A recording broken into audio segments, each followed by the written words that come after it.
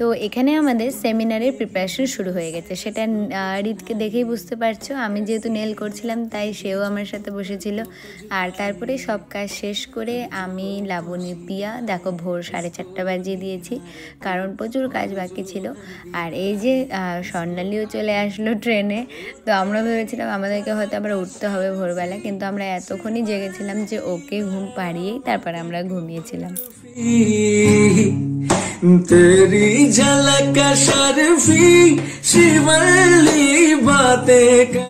আর তারপর 1 ঘন্টা ঘুমানোর পর 6টা থেকেই আমাদের সব কাজ শুরু হয়ে গিয়েছিল। আর এখানে চলে এসেছিলো আমাদের FBUT থেকে পিয়ার, প্রচুর পিয়ার এসেছিল, মানে আমরা প্রচুর স্টুডেন্টকে দিয়েওছি আর অনেকগুলো পিয়ার পাঠিয়েছিল। আর তারপরে এই যে সব কিছু প্রিপারেশান হয়ে গেছে। আর এখানে ও আর ওর ভাইরা সবাই এসে সব ম্যানেজও করে দিয়েছিল, আমার মা বাবা সবাই ছিল। আর এখানে আমি মহারানীর মতন আমার মডেলকে নিয়ে ঢুকছি। আর তার আগের সব প্রিপারেশান সবাই মিলে করেছে। তো যাই হোক, এই দিনটা আমার কাছে একটা উৎসবের মতনই বলতে পারো, বছরে একবারই করাই আমি এই সেমিনারটা। তো ভীষণ এক্সাইটেড থাকি। তো দেখো তেরি ঝলক শরফি শিবলি নয়না মদক বরফি তেরি ঝলক। আমার এই সেমিনারটা আরও বেশি এই জন্য ভালো লাগে কারণ এখানে অনেক অজানা স্টুডেন্ট থাকে, মানে যারা আমার নিজের স্টুডেন্ট নয়, অথচ আমার কাজ দেখে আমাকে ভালোবেসে তারা জয়েন করে যে মুক্তিদিকে 2 দিন দেখবো, 2 দিন সাজানো দেখব। তো এটার জন্য আমি আরও বেশি খুশি থাকি যে আমি কি বেস্ট দেখাতে পারি। তো 2 দিনে আমি আমার 200% দিই। যারা জয়েন করে তারা জানে যে আমি যতটা জানি তার সবটাই বলি, এবার যতটা কভার করতে পারি। আর তাছাড়াও আমাদের সেমিনার শেষ হয়ে যাওয়ার পরেও আমাদের যে গ্রুপটা থাকে সেখানে সত্যিই কোয়েশ্চেন অ্যান্সার চলে যে কার কী অসুবিধা না, তো সেগুলো আমরা চেষ্টা করি যতটা পারার সবাইকে জবাব দেওয়ার।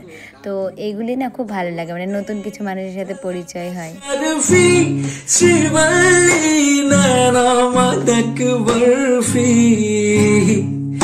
तेरी झलक शर्फी शिवली बात। প্রায় কয়েক মাস হতে চললো আমার ব্লগ ভিডিও ছাড়া গেল। তো তোমরা এতদিনে কে আমাকে কতটা চিনলে সেটা একটু জানিও, আর কে কোথা থেকে দেখছো সেটাও বলো।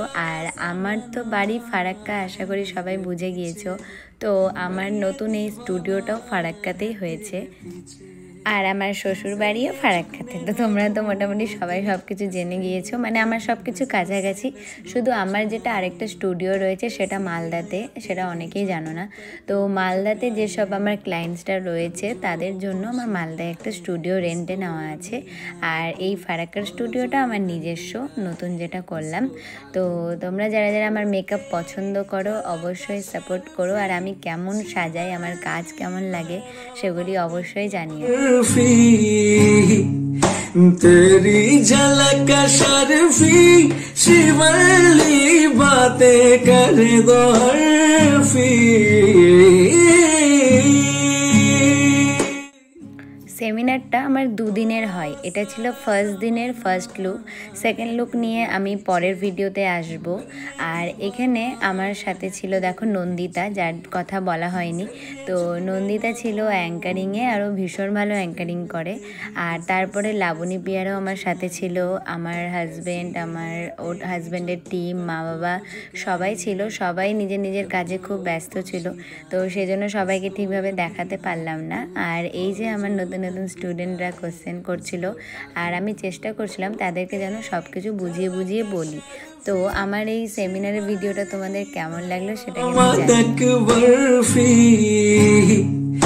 तेरी झलक शर्फी शिवली बातें कर। ফার্স্ট মডেল ছিল রিয়া, তার বাড়ি নবদ্বীপ।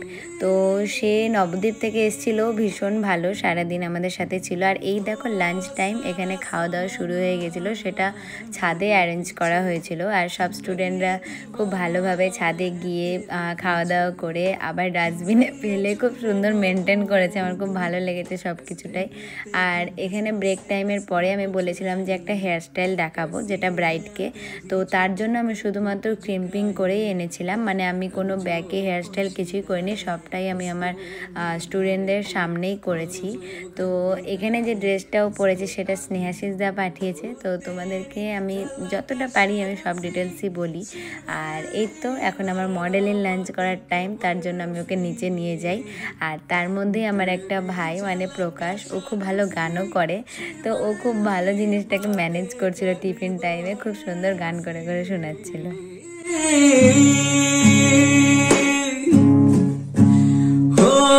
सारा ज़माना है मेरे पीछे पर ये दीवाना है। আর এই তো ফাইনাল লুক কমপ্লিট আমার মিষ্টি মডেলের, মানে দেখতেই পাচ্ছ এত মিষ্টি লাগছে ব্রাইডাল লুকে ওকে, আমার ভীষণ ভালো লাগে ওর এই ফেস কাটিংটা, খুবই কিউট। তো ওকে যে কোনো লুকেই ভালো লাগে, তো আমি আজকে ওকে ব্রাইডাল লুক করেছিলাম। আর সব স্টুডেন্টরা আমার ওয়েট করছিল এরপর সেকেন্ড লুকের জন্য, তাই ওর ফটোশ্যুট চলছিল। তো আজকের ভিডিওটা এতটাই, এবার তোমাদের নেক্সট পার্টে আসবো সেকেন্ড লুক নিয়ে। शर्फी शिवली नैना मदक बर्फी